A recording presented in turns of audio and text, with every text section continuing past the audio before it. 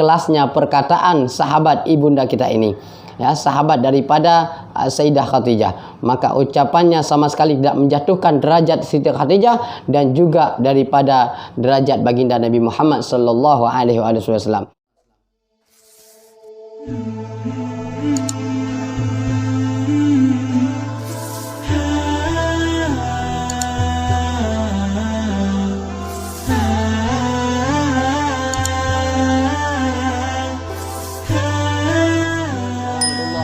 Alhamdulillah wassalatu wassalamu ala Rasulillah Sayyidina Muhammad ibni Abdullah wa ala alihi wa mawalah. Hadirin wal hadirat yang dimuliakan oleh Allah Subhanahu wa taala. Bagaimana kisah cinta ibunda Khadijah ketika melamar baginda Nabi Muhammad sallallahu alaihi wasallam. Yang dimana kisah ini ya diangkat di dalam sejarah, yang dimana kisah cinta yang sangat romantis dan penuh dengan kedewasaan, yang mana Sayyidah Khadijah Al-Kubra, seorang wanita yang terpandang, seorang wanita yang dermawan, seorang wanita yang dimana memiliki garis keturunan yang bersih, yang dimana beliau pada suatu hari saat masih pagi buta, beliau dengan penuh kegembiraan Sayyidah Khadijah pergi ke rumah sepupunya yang bernama Warakah bin Naufal. Maka Khadijah berkata kepada Warakah bin Naufal, tadi malam aku bermimpi sangat menakjubkan. Aku melihat matahari berputar-putar di atas kota Makkah, lalu turun ke arah bumi. Ia semakin mendekat dan semakin mendekat. Aku terus memperhatikannya untuk melihat kemana ia turun. Ternyata ia turun memasuki rumahku. Cahayanya yang sangat agung itu membuatku tertegun. Lalu aku terbangun dari tidurku. Hadirin wal hadirat, sebelum Sayyidah Khadijah ya meminang baginda Rasulullah SAW, beliau terlebih dahulu bahkan mimpi, yaitu yang dimana beliau melihat matahari ya yang berputar-putar di atas kota Mekah lalu masuk ke dalam rumahnya beliau. Maka dari itu hadirin wal hadirat yang dimuliakan oleh Allah ya, maka Naufal bin Warakah menjawab daripada menafsirkan mimpi daripada Sayyidah Khadijah, yaitu beliau mengatakan, aku sampaikan kepadamu wahai Khadijah, yaitu kabar gembira kepadamu bahwa akan datang seorang laki-laki yang agung, yang mulia, yang akan meminangmu, yaitu yang akan menikahimu, yang dimana ia memiliki kedudukan yang penting, memiliki kemasyhuran yang semakin hari semakin meningkat, ya, yang dimana seorang lelaki yang penuh kejujuran. Maka selayaknya beliau Rasulullah Sallallahu Alaihi Wasallam menikah dengan seorang wanita yang memiliki kemuliaan akhlak, yang dimana memiliki garis keturunan yang menempatkan Khadijah sebagai wanita yang terpandang. Tak terhitung pelamar yang datang kepada Sayyidah Khadijah, tetapi mereka pulang dengan tangan kosong, yaitu tidak menerimanya.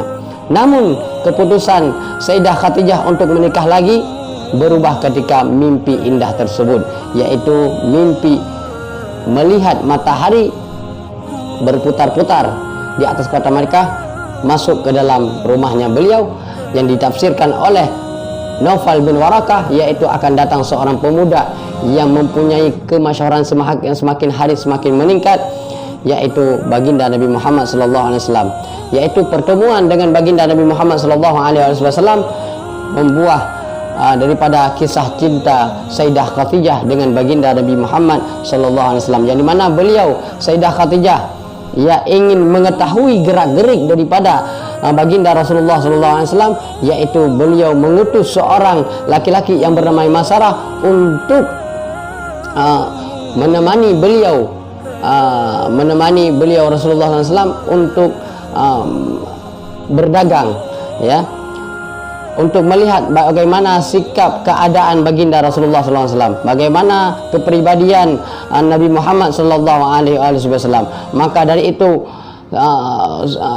Maisarah yang melihat daripada yang diutus oleh Sayyidah Khadijah, maka kata Sayyidah Khadijah, kamu jangan menolak permintaan apapun daripada Nabi Muhammad SAW. Karena kenapa? Watak seseorang akan diketahui ketika ketika semua keinginannya dituruti. Namun kalau keinginannya tidak diturutin, maka kita tidak akan tahu bagaimana watak seseorang tersebut. Maka dari itu Maisarah diutus oleh Sayyidah Khadijah untuk memperhatikan bagaimana gerak-geriknya baginda Rasulullah SAW dan melihat bagaimana sikap kepribadian baginda Rasulullah SAW. Maka dari itu diperintahkan jangan menolak daripada perintah apapun, jangan menolak perintah apapun dari Rasulullah SAW. Maka ketika melihat kejadian yang sangat luar biasa ketika perjalanan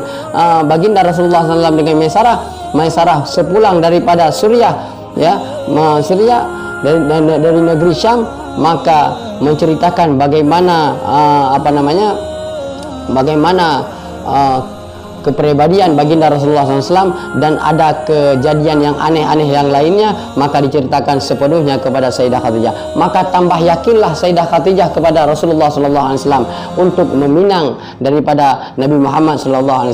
Maka diutus lagi oleh seorang Sayyidah Khadijah Al-Kubra kepada seorang wanita yang tua yang bernama Nafisah, Siti Nafisah, Sayyidah Nafisah.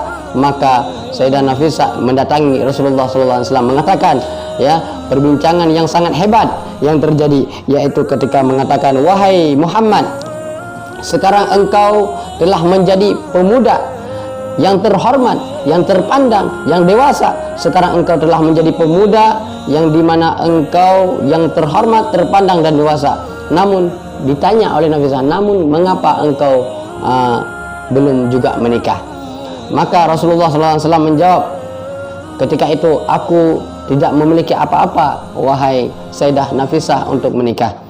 Maka dari sini Nafisah yang mempunyai pemikiran yang jernih mengetahui, yaitu Rasulullah SAW ternyata juga kepengen untuk menikah ataupun tertarik untuk menikah. Maka dari itu digali lagi untuk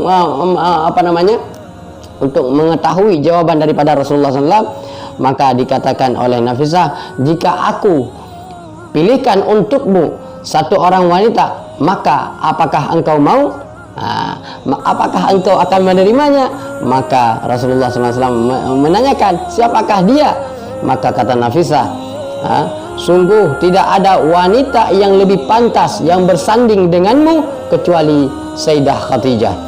Tidak ada yang sepantas, yang sekufu, yang bersanding denganmu wahai Muhammad kecuali Khadijah. Dia yang dimana memiliki kecantikan, memiliki kedermawaan, memiliki sifat yang baik, memiliki harta, status sosial yang bagus seperti kamu. Sangatlah kalian berdua serasi untuk bersanding berdua. Maka Rasulullah SAW dengan malunya beliau mengatakan, lalu bagaimana mungkin aku menikah dengan Khadijah? Aku tidak mempunyai lamaran, aku tidak punya apa-apa, kata Rasulullah SAW. Maka kecerdasan daripada Nafisah mengatakan, itu biar saya yang atur. Masya Allah. Maka perhatikanlah betapa berkelasnya perkataan sahabat ibunda kita ini, sahabat daripada Sayyidah Khadijah. Maka ucapannya sama sekali tidak menjatuhkan derajat Siti Khadijah dan juga daripada derajat baginda Nabi Muhammad SAW.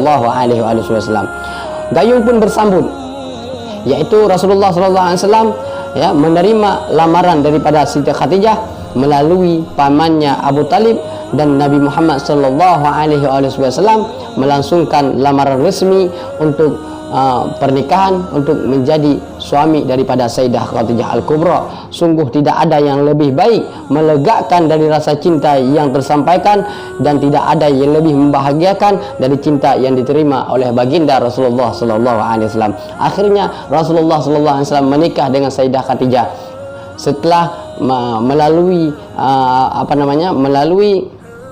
tahapan-tahapan yang sungguh luar biasa, yang dimana mempunyai pemikiran-pemikiran yang jernih, tidak menjatuhkan antara satu sama lain, tidak menjatuhkan martabat daripada baginda Rasulullah SAW, dan juga tidak menjatuhkan martabat daripada Sayyidah Khadijah Al-Kubra. Semoga kita dijadikan oleh Allah Subhanahu wa taala menjadi pecinta-pecinta yang diridhoi oleh Allah Subhanahu wa taala, dan juga kita dijadikan mengikuti daripada suri tauladan baginda Nabi Muhammad sallallahu alaihi wasallam dan juga suri tauladan daripada ibunda kita Sayyidah Khadijah Al-Kubra. Amin amin ya rabbal alamin. Mungkin hanya ini yang dapat Al-Fakir sampaikan, lebih kurang dan lebih Al-Fakir minta maaf. Wabillahi taufik wal hidayah. Wassalamualaikum warahmatullahi wabarakatuh.